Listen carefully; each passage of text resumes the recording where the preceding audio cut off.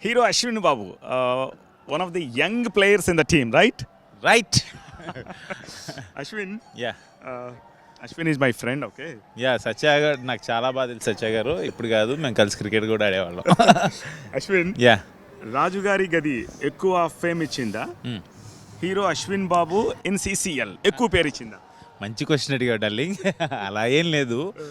Movie లవర్స్కి movie acting ఆ మూవీస్లో దానికి వచ్చే ఫేమ్ అది వచ్చింది. రాజుగారి గది హారర్ మూవీ కింద ఆ ఫ్యామిలీకి పిల్లలకి వాళ్ళందరికీ ఆ సినిమా ద్వారా ఆ సిరీస్ ద్వారా దగ్గర అయ్యాను.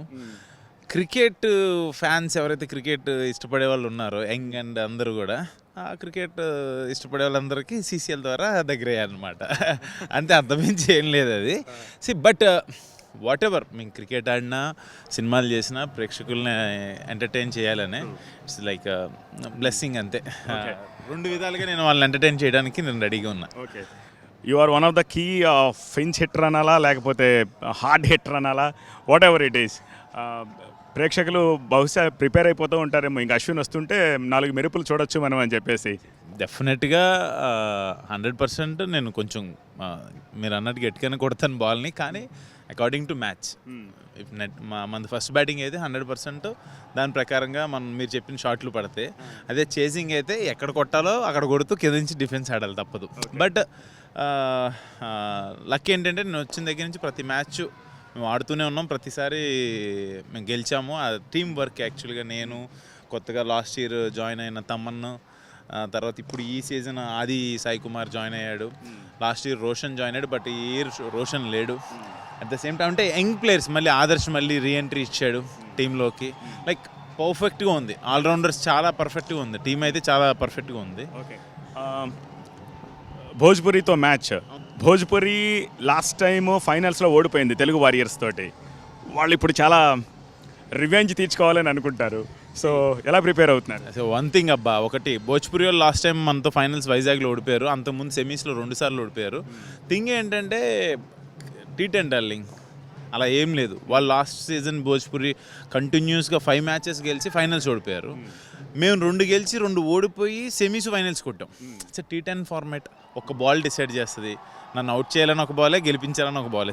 నన్నేనే కాదు ఎవరినైనా కూడా ఒక బాల్, అది రాంగ్ బాల్ ఆ రోజు మనది కాదు అంటే అయిపోద్ది.